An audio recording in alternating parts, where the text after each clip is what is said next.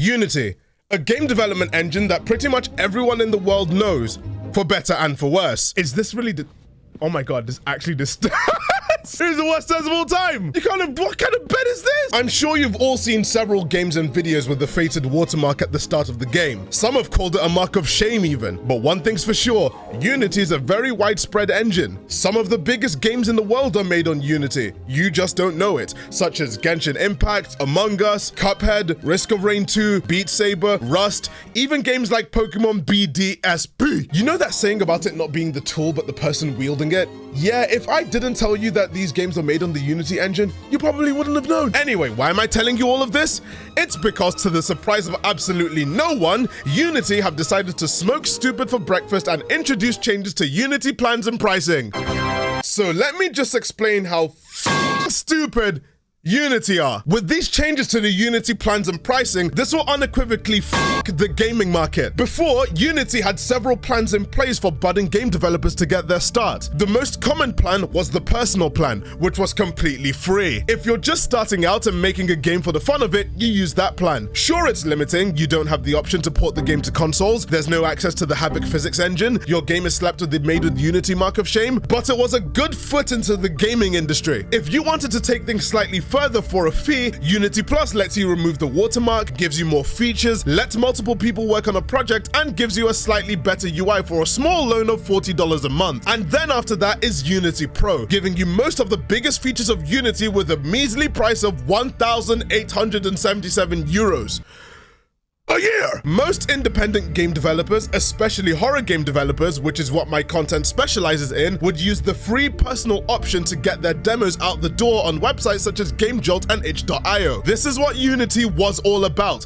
but thanks to the bullshit changes at the company, it's all fucked. It's royally Let me explain what the changes are. If your game becomes an overnight success and nets you $200,000 in revenue within a year, you're automatically shunted onto the Unity Pro plan as they want the money you're making from the game. And that would be the end of that. But in recent changes to their guidelines, Unity have announced a brand new runtime fee. It's as stupid as it sounds. The way the runtime fee is going to work is that if you've reached the threshold of revenue and installs that Unity wants, they'll start charging you per install, not by purchase, which is what you'd expect, seeing as companies like Epic Games do that already for Unreal Engine, but by install of the game. That's right, if your game becomes an overnight sensation on YouTube with Let's Players and streamers all playing your game, you're going to be handing Unity a lot of money for installations. Some developers have calculated how much this could potentially cost them once this changes go through in January. Danny, the developer of Crab Game and Muck, posted that with these new rules, he'd potentially be owing Unity $5.6 million if the games generated these numbers after the rules went through. I must also let you know that both of these games are free. In the same move, Unity also announced that these changes will apply retroactively to games. This is not going to be for future games made on Unity. If you've already made a game and it's moderately popular, Unity can give you the middle finger and rob you in broad daylight after stripping you naked and making you run to the town center screaming your head off. You're probably wondering, well, how can Unity possibly tell when someone installs a game on their device?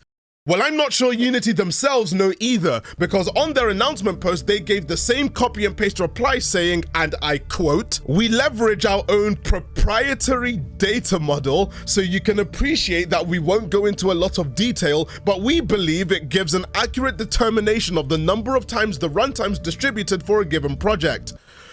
So basically, they don't know. I also went and checked the announcement post, and in yet another brilliant business move, they're making the Unity editor always online. This stretches to even the free users in that you must have your version of Unity connected to the internet at all times, because if you don't, you'll lose access after 3 days of no internet. Not to mention, some developers also pointed out that Unity games automatically phone home on installation. For those of you guys who don't know what phoning home is, it's a security protocol in computing that reports data from one device, such as its network location, to another computer. Now, I don't know about the validity of this statement, so I'll leave the comment section to correct me on that one, but Unity admitted they're doing something even worse. In that statement I read, they said they're using a proprietary data model. That's literally them saying, just trust me, bro, your game sold this amount of copies, give us $1 billion.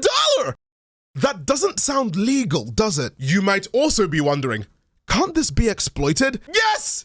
It can! How are Unity going to differentiate between a pirated copy and a legitimate copy? They don't know. So if you hate a developer so much, you could, in theory, run a script that would constantly the ultimate weapon to destroy a developer that you really hate. At the cost of your own SSD, of course. It quite literally is this green text becoming real. So with all the stuff I've been telling you, you're now probably asking the all-important question,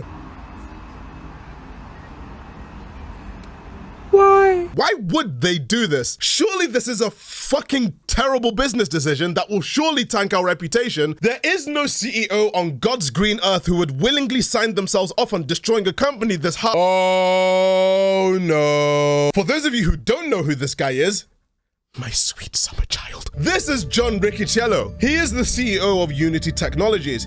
He also was the CEO of Electronic Arts from 2007 to 2013. If those years don't ring a bell, those are the years that EA turned from an all-right gaming company to one of the worst in America. In fact, his tenure at EA was so bad that in a user-voted poll of the worst company in America, EA came first.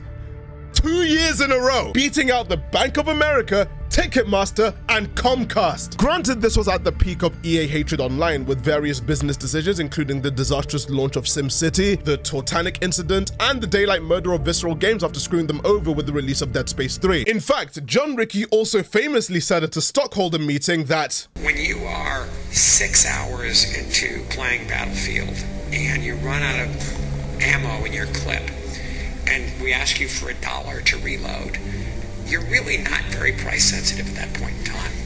Anyway, he got fired from EA for being too greedy and screwing over their financials, and he managed to fail upwards into Unity in 2014. So Unity were in good hands. In fact, these hands were so good that he even recently had to backtrack on a statement he made, claiming that people who don't focus on microtransactions early on in the creative process are some of the most beautiful and pure brilliant people, and also some of the biggest fucking idiots. Great hands! Now, I mentioned this guy because I also did some digging and found out that a week before this announcement, he dumped 2,000 of his shares in Unity and has been doing nothing but selling them all year. That's insider trading, which is very illegal. But he probably won't receive any comeuppance for it. Don't you just love video games? A lot of developers are angry.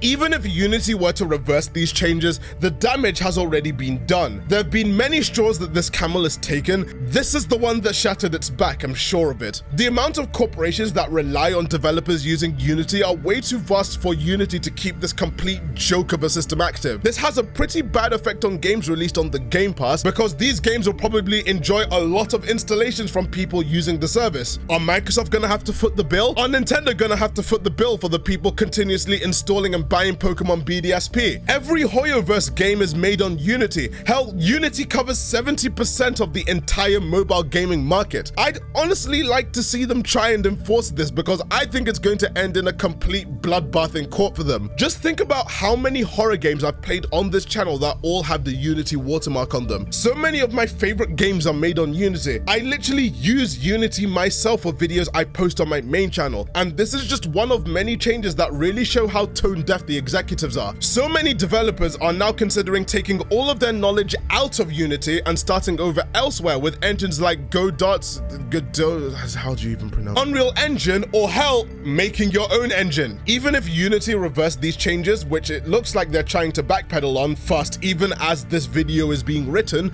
the damage seems to have been done.